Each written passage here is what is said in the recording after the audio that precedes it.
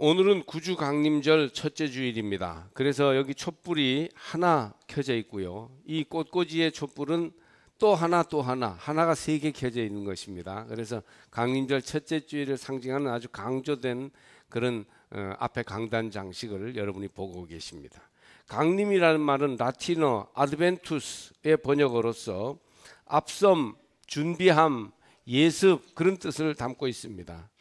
그리스도의 탄생을 앞서 준비한다는 뜻과 세상의 종말에 오실 그리스도의 재림을 기다린다는 뜻을 함께 담고 있습니다.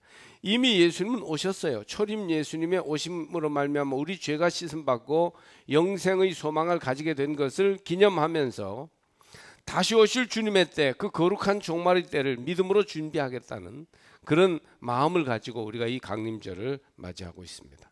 즉 이 절기는 기다림의 절기입니다. 초림 예수님과 재림 예수님 사이에 강림절이 있습니다. 교회력으로 첫 강림주일부터 12월 24일까지를 포함하는 4주간입니다. 성탄인 12월 25일이 무슨 요일이 되느냐에 따라서 토요일 날 성탄절이 되면 강림절이 11월 27일부터, 올해처럼 월요일 날이 성탄절이 되면 강림절은 12월 3일부터 시작됩니다. 너무 복잡하게 계산하지 마세요. 그냥 그런 줄 알고 계시면 됩니다. 교회력 색깔은 보라색이지요. 교회나 가정은 이 기간에 매주일 촛불을 하나씩 밝히다가 성탄절에 마지막 5번째 흰색 초에 불을 밝힘으로써 빛 되신 주님을 기념합니다. 여러분 속에 빛이 밝아져서 빛 되신 주님이 온전히 임하시기를 축복합니다. 어느 때보다 주님을 바라보며 주님을 의지해야 할 때입니다. 우리가 지난주에 부른 찬송 기억하시는지 모르겠습니다. 모든 시선을 주님께 드리고 살아계신 하나님을 느낄 때 내 삶은 주의 역사가 되고 하나님이 일하기 시작하네. 이런 마음, 모든 시선을 주께 드리고 주님을 느끼기 시작할 때 주님이 내 안에서 일하기 시작한다는 이런 마음과 이런 믿음으로 주님께 집중하시기를 바랍니다. 요즘 회자되는 이야기에 이런 말이 있습니다. 40대에는 지식이 평준화되고 50대에는 미모가 평준화되며 60대에는 성이, 70대에는 건강이, 80대에는 재산이, 90대에는 목숨이 평준화된다는 것입니다. 그러니까 40대에는 유식한 사람이나 무식한 사람이나 다 같아요. 뭐 좋은 대학 나와야 큰 필요 없어요. 이제 기억이 쇠퇴하고 예리함이 없어지기 때문에. 50대에는 예쁜 사람이나 그렇지 않은 사람이 별로 다를 게 없습니다. 60대가 되면 힘이 빠져서 성적으로 다 같아집니다. 70대에는 건강을 자랑할 사람이 없게 다 아프거나 약해지고, 80대에 부자라야 무슨 차이가 있겠습니까? 쓸 수가 없는데, 90대에는 거의 죽음을 바라보고 나가게 됩니다. 물론 백수하는 분도 계십니다만은 거의 그렇다는 겁니다. 그러니 우리가 자랑할 게 무엇이겠습니까? 하나님만 바라보며 기다릴 뿐입니다. 신천옹이라는 새는 몸 길이가 91cm, 날개를 펼치면 너비가 2.1m로 80년을 사는 새입니다. 이 새는 오래 살고 멀리 날며 가장 오래 날 수 있는 그런 새입니다. 비결은 하늘의 힘을 의지하기 때문입니다. 날 때에 10%는 자기 힘을 쓰고 90%는 바람의 힘을 이용해서 난다는 겁니다. 그러기에 오래 날고 멀리 날며 오래 산다는 것입니다. 신천옹, 믿을 신자에 하늘 천자, 그러니까 하늘을 믿고 오래 사는 새라는 뜻이에요. 반면에 벌새는 6cm밖에 안 되는 작은 새인데 1초에 날개짓을 80번이나 합니다. 이 새는 오직 자기 힘만으로 날기에 멀리 날 수도 없고 오래 날 수는 더욱 없습니다. 수명도 4년에 불과하죠. 요즘 현대인은 벌새예요. 신천옹과 같은 지혜를 알지 못합니다. 여러분, 내 힘으로는 오래 가지 못해요. 세상에서 얻는 땅 위의 힘은 덧없습니다. 우리는 하나님을 바라보며 하나님을 도움으로 삼는 백성이 되어야 되겠습니다. 요즘 너무 사람들이 조급해졌어요.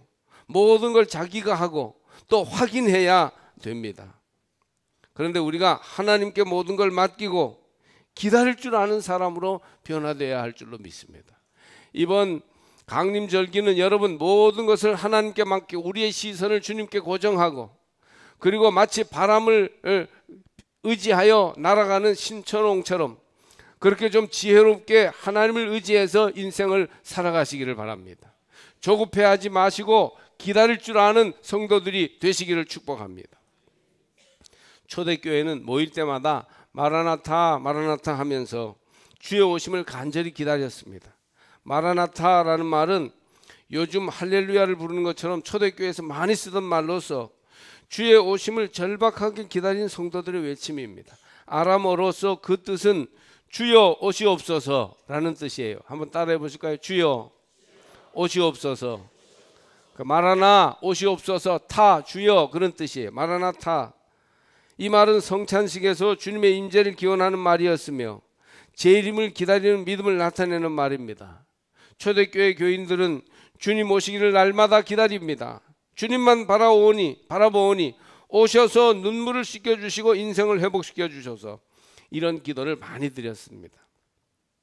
주님이 오시기까지, 주의 뜻이 이루어지기까지 우리는 많은 세월을 기다려야 합니다. 그리스도인의 삶은 기다림으로 가득 차 있습니다. 모든 그리스도인은 주님께서 부활 승천하신 후에 주의 재림을 기다리고 있습니다. 역사가 완성되어 하나님의 뜻이 이 땅 위에 이루어질 날을 기다리고 있어요. 억울한 일이 풀리고 언약의 복이 성취되기를 기다립니다. 믿음으로 이루어지는 하나님 나라의 완성을 기다리고 있습니다. 꼭 그리스도인이 아니라도 인생은 사실 기다림의 연속이죠. 잉태한 어머니는 아기가 태어날 날을 기다립니다. 아버지는 자식이 자랄 때를 기다립니다. 이게 좀 커서 나랑 같이 축구라도 할 수 있을까 그러면서 기다리는 거죠. 학교 간 딸을 기다리고 군대 간 아들을 기다리며 직장에 간 남편을 기다리고 이웃집에 간 엄마를 기다립니다. 오실 선생님을 기다리고 시킨 음식을 기다리며 계획한 일의 실현을 기다리고 생일을 기다립니다. 방학을 기다리고 시험이 끝나기를 기다리고 휴가를 기다리며 승진을 기다립니다. 감옥에서 풀려나기를 기다리고 억울한 모함에서 벗어나기를 기다리며 빚을 다 갚기를 기다립니다. 한 해가 지나가기를 기다리고 새해가 오기를 기다립니다. 참으로 기다림으로 가득 차 있는 인생이라고 할 수 있어요. 잘 기다리면 좋은 사람이고 잘 기다리지 못하여 중간에 사고를 치면 나쁜 사람이 됩니다. 잘 기다리면 충성스러운 신앙인이요, 잘못 기다리면 불충하고 미련한 신앙인이 됩니다. 잘 기다리는 사람은 복된 인생을 살게 되고 기다리는 데 실패하면 그날이 험한 인생이 됩니다. 우리 민족은 잘 기다리는 민족입니다. 전쟁에 나간 남편을 기다리다가 동구밭길 어귀에서 얼마나 기다리고 또 기다렸는지 돌이 되고만 부인의 이야기를 여러분 아실 것입니다. 그게 바로 발할 망자에 지아비 부자를 써서 망부석이라고 하지 않습니까? 유행가의 노래 제목으로 많이 나옵니다. 우리는 하나님의 망부석이 되어 이 땅에서 주의 오심을 그날이 올 때까지 잘 기다려야 할 것입니다. 본문은 우리에게 기다리는 사람들이 어떻게 살아야 하는지, 조급하지 않고 주의 오심을 기다리며 주의 뜻이 이루어지기를 기다리며 이 난관과 어려움이 극복될 것을 어떻게 기다려야 하는지를 가르쳐 주는 것으로서 인생을 어떻게 하면 잘 살 수 있는지, 어떻게 하면 종말의 때를 앞에 두고 믿음의 사람들이 어떻게 믿음을 잘 지킬 수 있는지를 보여주는 말씀입니다. 바울은 예수 그리스도의 다시 오심을 기다리는데 모든 언변과 지식의 풍족함으로 그리스도의 증거가 견고하며 모든 은사의 부족함이 없이 기다려야 할 것을 5, 6절에서 말씀해요. 그래서 뭔가 분명하게 깨닫게 되고 언변과 지식에 풍부하다는 말은 하나님 말씀을 잘 이해하고 깨달아 알게 되는 것을 말합니다. 이런 과정에 그리스도와 깊이 교제하는 생활이 지속된다는 것입니다. 이 말씀을 정리해 보면 기다리는 사람은 첫째로 말씀 위에 굳게 서야 하고, 둘째로 성령의 은사를 갖춰야 하며, 셋째로 그리스도와 깊이 교제함으로 든든히 서야 합니다. 할렐루야. 무엇보다 기다리는 사람들은 말씀을 늘 묵상하고 말씀을 즐거워하며 살아야 합니다. 모든 언변과 지식의 풍족함으로 그리스도의 증거가 너희 중에 견고하게 되어. 라는 이 구절은 곧 하나님 말씀 안에 든든히 서 있어야 된다는 거예요. 재림을 기다리는 백성들은 하나님 말씀을 가까이 하며 그 말씀의 감화와 기억을 가지고 살아야 합니다. 여러분 그렇습니까? 여러분 하나님의 말씀이 항상 마음속에 있습니까? 무슨 일을 할 때 그 말씀이 생각나서 내 마음은 막 이렇게 하고 싶은데 하나님 말씀이 그렇지 아니하므로 하나님 말씀대로 내가 살아가겠다, 이런 뭔가 마음의 감동이 있습니까? 그렇게 살아야 된다는 거예요. 복 있는 사람은 여호와의 율법을 즐거워하여 그의 율법을 주야로 묵상하는 사람입니다. 그는 시냇가에 심은 나무가 철을 따라 열매를 맺으며 그 잎사귀가 마르지 아니함 같으니 그가 하는 모든 일이 다 형통하리로다. 시편 1편에 나오는 말씀이죠. 주님 세상에 오심으로 구원의 은혜를 입은 모든 그리스도인들은 주의 재림을 기다리면서 말씀을 묵상하고 말씀 안에 거하며 말씀의 감동과 감화가 항상 나를 이끌어 줄 수 있도록 그렇게 살아야 합니다. 여러분 말씀의 인도함을 실질적으로 받는 성도들이 되시길 바랍니다. 그러면 우리가 주의 오실 때를 잘 기다리는 경건한 그리스도인으로 살 수 있습니다. 그리스도인이 말씀을 가까이 할 때 영혼이 아름다워집니다.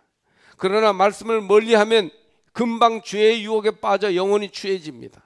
아무리 피곤하고 피곤해도 기도 생활하고 말씀을 마음에 새기면 더 힘들 것 같은데, 더 피곤할 것 같은데 영혼의 힘을 얻고 회복됩니다. 제가 군대에서 만난 한 친구는 약학과를 졸업하고 약사로 있다가 좀 늦게 일반병으로 입대했는데 얼마나 그리스도의 향기를 내는지 많은 장교들까지도 그에게 말씀을 배우려고 감화를 받았습니다.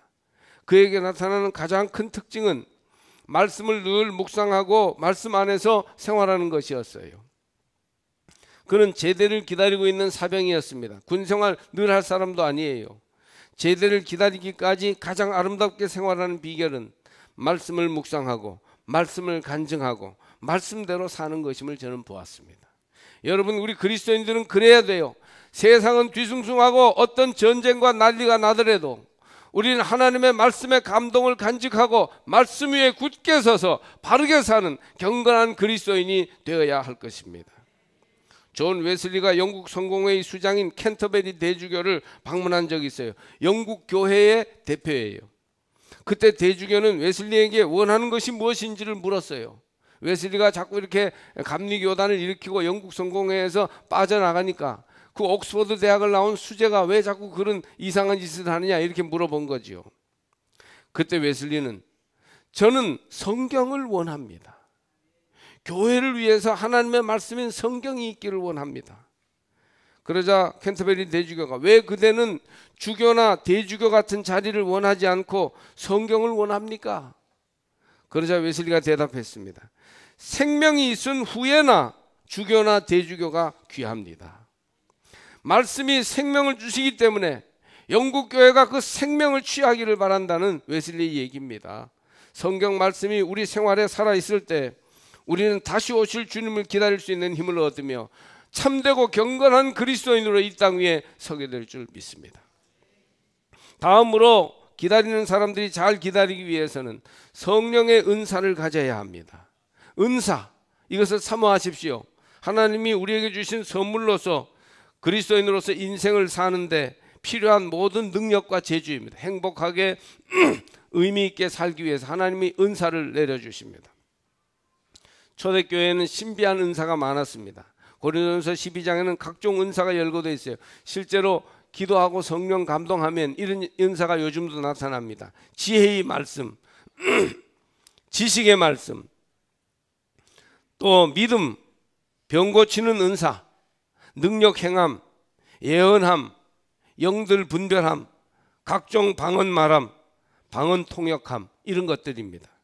실제로요 병을 고치기도 하고 능력이 나타나고 또 사람을 보면 영을 분별할 수도 있고 이런 은사를 기도 많이 하면 성령의 인도하심을 따라 얻게 됩니다. 여러분 이런 은사를 사모하시고 이런 은사를 받으시기 바랍니다. 그런데 이런 모든 은사보다 더욱 큰 은사, 가장 좋은 길은 바로 사랑의 은사라고 성경이 말합니다. 성령 충만할 때 여러 가지 은사가 나타나는데 그 중에 최고의 은사는 사랑의 은사다. 용서하고 용납하고 이해해 줄 줄 아는 사랑의 은사가 나타나게 된다는 겁니다. 내가 사람의 방언과 천사의 말을 할지라도 사랑이 없으면 소리나는 구리와 울리는 꽹과리가 되고, 내가 예언하는 능력이 있어 모든 비밀과 모든 지식을 알고 또 산을 옮길 만한 모든 믿음이 있을지라도 사랑이 없으면 내가 아무것도 아니요. 여기 고린도전서 13장 1, 2절에 세 가지 은사가 나오죠. 사람의 방언, 또 예언하는 능력, 그리고 산을 옮길 만한 믿음. 아까 말한 그 은사들이에요. 그런데 그런 은사가 아무리 있어도 사랑이 없으면 아무것도 아니다. 사랑의 은사가 최고다 하는 것입니다. 사랑은 허다한 죄를 덮습니다. 사랑은 모든 것을 완성하는 은사입니다. 주의 나타나심을 기다리는 모든 그리스도인들은 모든 은사를 사모하되 특별히 사랑의 은사를 사모하여 실행하는 성도들이 되시기 바랍니다. 사랑은 이해하는 것입니다. 영어로 이해하다라는 말 understand, 독일어로도 unterstehen, 그 말을 파자하면 아래에 서다 그런 뜻이에요. 아래 서면 이해할 수 있습니다. 눈높이를 낮추어 누구를 이해함으로 사랑하려면 위에서 판단하지 말고 아래에서 이해하십시오. 조그만 눈높이를 낮추고 상대의 입장을 배려하며 다가가면 이해하고 소통할 수 있어요. 또 사랑은 말로만 하는 것, 생각으로만 그치는 것이 아니고 돌보는 것, 실천하는 것입니다. 자상하게 구체적으로 표현하며 돌보는 것은 지극히 작은 것일지라도 귀합니다. 교인들이 주의 이름으로 믿음이 연약한 자, 고통당하는 자를 돌보는 것이 참으로 귀한 은사요. 주님 오실 때까지 교회가 자랑스럽게 지속해야 할 귀한 사역입니다. 또한 사랑은 용서하는 것이에요. 용서하고 용납하는 데에 사랑의 힘이 있습니다. 잘나서 훌륭해서가 아니고 부족하고 미흡하지만 그냥 용서하는 거예요. 어떤 여인이 병원에 찾아가서 가슴 통증이 계속 있는데 이걸 좀 치료하면 좋겠다고 했습니다. 그러나 아무리 검사를 해도 어디에서 가슴 통증이 오는지 원인을 알 수가 없었어요. 그녀는 상담 치료가를 찾아가서 대화를 했습니다. 여러 가지 대화를 해보니까 자기가 이렇게 힘들게 된 것이 아버지였음이 알게 됩니다. 아버지는 술을 먹고 어머니를 때리곤 하였고 아이들까지 때렸습니다. 이것이 너무 부당하게 여겨졌고 도저히 감당할 수 없었어요. 어린 딸은 죽어도 아버지를 용서하지 않겠다, 이런 마음속에 아주 응어리가 지고 있었던 것입니다. 강한 아주 트라우마가, 마음의 상처가 있었어요. 그런데 세월이 흘러서 아버지는 세상을 떠나셨어요. 이 여인도 이미 아버지가 돌아가셨으니까 아버지를 잊고 살았습니다. 그러나 마음속 깊이 응어리진 증오가 여전히 그녀를 괴롭게 했던 겁니다. 아버지는 이미 돌아가셨는데도 그 증오는 남아서 도저히 견딜 수 없게 몸을 괴롭혔던 거예요. 벌써 뇌리에서 잊어버렸는데 잠재의식 속에 살아 있었던 것이죠. 그녀는 수십 년 만에 그 사실을 깨닫고 아버지를 용서한다고 진심으로 고백했는데, 신기하게도 용서하니까 그때부터 가슴의 통증이 씻은 듯이 나았습니다. 여러분, 가까운 사람을 용서하기 어려운 거예요. 성령께서 여러분의 마음을 감동하셔서 용서의 은혜가 임하시기를 축복합니다. 또 기다리는 사람은 그리스도와 항상 사귐이 있어야 돼요. 그리스도와의 교제가 있어야 돼요. 진정한 신앙생활은 뭐냐? 교회 다니는 게 아니고 성경 끼고 있는 게 아니고 진정한 신앙생활은 그리스도와 인격적으로 사귀는 것입니다. 예수님과 마음속부터 교제가 있어요. 아무 사람이 없어도 예수님을 바라보면서 기도함으로 심심하지 않고 외롭지 않은 것이에요. 교제가 있기 때문에. 우리 주와 더불어 교제하게 하시는 하나님은 미쁘시도다. 9절 말씀이에요.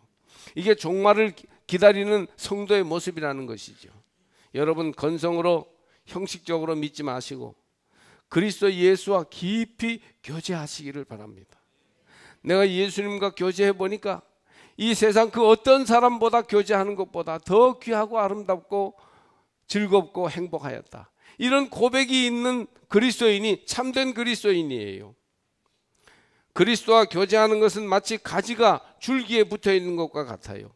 내 안에 거하라, 나도 너희 안에 거하리라. 가지가 포도나무에 붙어 있지 아니하면 스스로 열매를 맺을 수 없음 같이 너희도 내 안에 있지 아니하면 그러하리라. 나는 포도나무요 너희는 가지라. 그가 내 안에 내가 그 안에 거하면 사람이 열매를 많이 맺나니 나를 떠나서는 너희가 아무것도 할 수 없음이라. 요한복음 15장 4, 5절 말씀이에요. 교회를 다니고 있어도 어떤 직분을 맡아가지고 열심히 봉사하고 있어도 예수님을 떠나 있으면 아무것도 할 수 없어요. 열매 맺을 수 없어요. 성장할 수 없어요. 생명의 능력을 느낄 수 없어요. 믿는 자의 기쁨이 무엇인지 몰라요. 그러나 예수님과의 사귐이 있으면, 예수님과 마음속으로 대화가 있고 예수님과 끊임없는 교제가 있으면 살아 생동하여 열매 맺을 것입니다. 미국 볼티모어 존 호킨스 대학의 외과 의사였던 켈리는 언제나 그의 양복에다 좋은 장미꽃을 꽂고 다니는 습관이 있었는데, 그 교수가 꽂은 장미는 항상 시들지 않고 금방 꽂은 장미 같았답니다. 그래서 한 학생이 물었어요. 선생님, 꽃은 도무지 시들지가 않는데 무슨 비결이 있습니까? 그러자 이 켈리 교수가 자기의 양복을 딱 들쳐서 안을 보여줬어요. 비결이 있었습니다. 무엇일까요? 그 안에는 조그맣게 달린 옆주머니 속에 물병이 있었던 것이에요. 장미꽃이 그 물병에 꽂혀 있었기 때문에 시들지 않았던 것입니다. 세상에서 향기를 내는 그리스도인이 되려면 어떻게 해야 될까요? 내가 향기를 막 뿜어야죠. 향기를 뿜으려고 나갔다 악취만 내는 것입니다. 내가 무엇을 보일 수 있습니까? 주의 오실 날까지 참된 그리스도인으로 잘 기다리려면 그리스도에게 영적인 뿌리를 내리고 항상 그리스도와의 영적인 사귐이 있어야 돼요. 거기에서부터 생명력이 공급되어야 해요. 그리스도가 내 안에, 내가 그리스도 안에 있음으로 해서 항상 주님과 대화하고 살아있듯이 주님과 만나고 교제하는 이런 영적 사귐이 여러분 가운데 있어야 돼요. 이것을 다른 말로는 경건이라고 말해요. 경건 생활이 무슨 문을 닫고 혼자 거룩거룩 하는 게 경건이 아니라 그리스도와의 사귐이 항상 살아있는 상태, 이것이 참된 경건인 줄로 믿습니다. 제 생각에는 재림을 기다리는 성도에게 제일 중요하게 생각되는 것이 이것이에요. 언제까지 형식적으로 그렇게 건성으로 예수님을 믿으실 겁니까? 주님의 일꾼으로 생명 있게 살아가려면 그리스도와의 교제를 놓치지 않아야 합니다. 함께 교회를 섬기는 교역자들, 교회 임원들과 온 교우에게 거듭 강조하고 싶은 것은 그리스도께 뿌리를 내리고 영생의 샘을 결코 마르게 해서는 안 된다는 점입니다. 성령님과 깊이 사귀면서 다시 오실 주님을 기다리시기를 바랍니다. 사탄은 우리를 기다리지 않게 하거나 잘못 기다리게 만듭니다. 사탄이 부하들에게 기독교인들을 지옥으로 가게 하는 전략을 내라고 했어요. 사탄은 항상 그걸 연구하고 있습니다. 이론이라는 부하는 하나님 없다고 이론으로 설득하면 된다고 하였습니다. 그런데 이론으로 어떻게 설득합니까? 양심이 바로 선 사람들은 마음의 눈을 떠서 보면 보이는 게 다 하나님의 작품이요 하나님의 손길인데 어떻게 하나님을 이론으로 부인하겠습니까? 의심이라는 악마는 기독교인들에게 시련을 주고 악인들에게 오히려 복을 주면 신앙을 포기할 것이다. 그들은 아니 내가 이렇게 신앙생활을 잘하고 착하게 사는데 왜 나는 이런 고난과 어려움을 당하고 저 악한 사람은 어떻게 저렇게 잘 될 수가 있는가 해서 시험에 빠져서 하나님을 떠날 것이다. 이렇게 말했습니다. 그러자 다른 마귀가 그 사람들은 그러면 더 열심히 기도하고 더 열심히 믿기 때문에 안 된다. 그렇게 말했어요. 마지막으로 나태라는 악마 부하가 나서서 말했답니다. 기독교인들에게 다 좋아, 다 맞아. 그런데 서두르지 마. 이렇게 미혹합시다.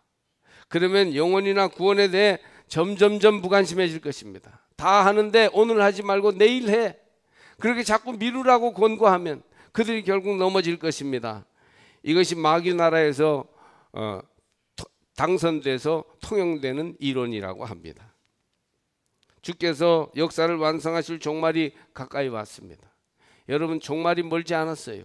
식량 고갈, 에너지 고갈, 기후 문제, 핵 문제, 그 어떤 것으로 터질지 모르고 어떤 형태로 하나님의 종말이 우리 가운데, 인류 가운데 올지 모릅니다. 우리는 종말을 예약해 놓고 사는 사람들이에요.